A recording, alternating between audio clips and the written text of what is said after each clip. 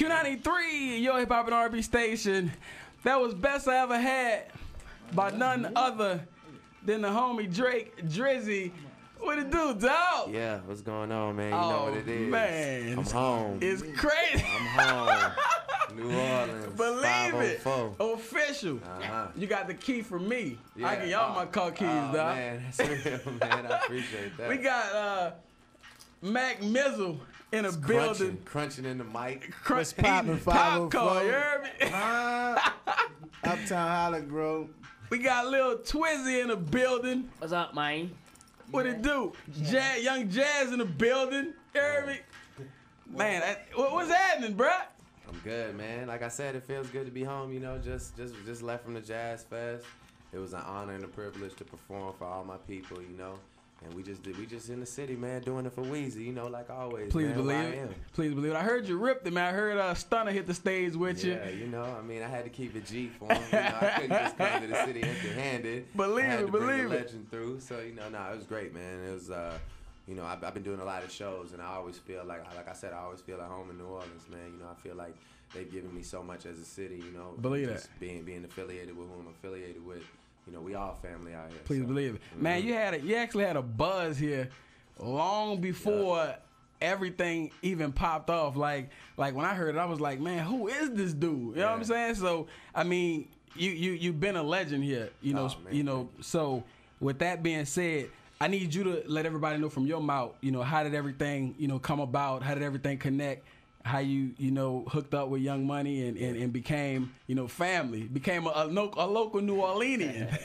Well, you know, initially it was really a relationship that I had formed with Jazz, you know, Jazz Prince. Okay. And he introduced me to Lil Wayne in Houston.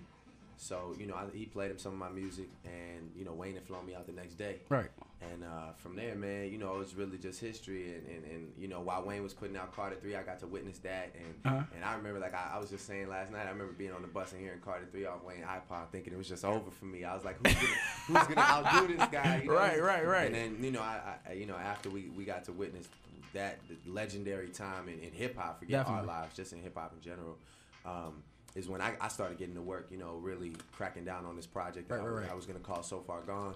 And I remember, like, hearing one of the first places ever bumping the music, ever bootlegging the mixtapes and selling. People were like, oh, I just bought your mixtape off the street in New Orleans, you know?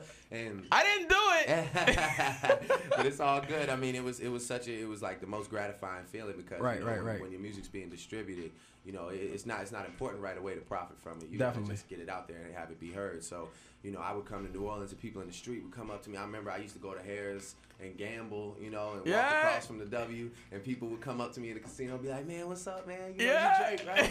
And that's when it all started, man, you know, and like I said, New Orleans has always been one of my favorite places to be. You know, shout out to CP, too. You know what it is. Believe that. Man, I don't think people ever knew that.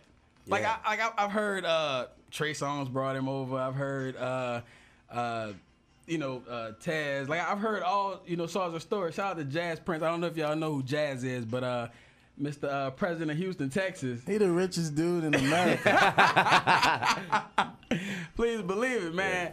So, what happened to you when you finally realized that this is my family? You know what I'm saying? This is where I'm gonna be. Well, I mean, you know, I met Wayne first, and then one by one, I just started meeting all these incredible people. You know, I remember rapping for Mac in the hallway of Hot Beats. You remember that? I remember rapping for Mac in the hallway of Hot Beats, spitting this long verse. And he was, you know, he liked it, and that was like around the time when me and Wayne had just did like the first version of Forever. You know, we did I Could Take Your Girl. That was like when we were recording it. Man, I wish I could play that. Yeah, and then Can I say something? Yeah. The best mistake that ever happened was Not the Kid. Man, what? Leaking. It wasn't him leaking it. It got stolen or something, and then leaked out. And basically, that was the best mistake that ever happened. Real, yeah. Is that crazy? That really lit the Young Money fire, I think. You know, and then after that, you know, I met Taz. And one of the first like real business moves or phone calls I made was, you know, I called Cortez up after meeting him, after seeing how he interacts with Wayne and deals with so many people, so many things on a daily basis. You know, I hit Tez. I was like, man, I don't know if I'm out of line saying this, but you know, do you think you could find a time amidst, you know, managing Wayne to manage my career? Ew. And, you know, I mean, Tez has a great partnership with another guy that I got to meet, G. Roberson. And from there, you know, I mean, it was just all family. And I became, it really, like, what people got to understand is, you know, it got to a point where, and I said this the other day, too, I was being offered, like, pretty much anything I want, you know? And, man, all I wanted was just to do it with these guys right here, you know, pause. And, like, I think it's so important, like the loyalty, you know, because like it really got to that level where they were like, well, just write down what you want on a piece of paper, we'll get it for you. And I heard that in a rap somewhere. Yeah, I mean, it was just, but it wasn't. I mean, it was coming from. Was that ransom? It was coming from all angles. But I mean, to me, it was just so important. After meeting all these people, you know, like I'm really like a Young Money soldier, you know, like, and we all are, you know. Wayne is the boss, and we're just out here on the front lines, you know, trying to hold it down. So that's really how I see myself, man. I'm just a member of this family, you know. So man, it's getting hot. I'm about to turn the fan on, but while we wait, I want to run another track, Successful, featuring Trey Songz, because I want to hear about, you know, that relationship, you know, as well as, you know, the history of Drake, you know, actor / rapper / singer / entrepreneur / anything. We gonna be right back, man. Q93.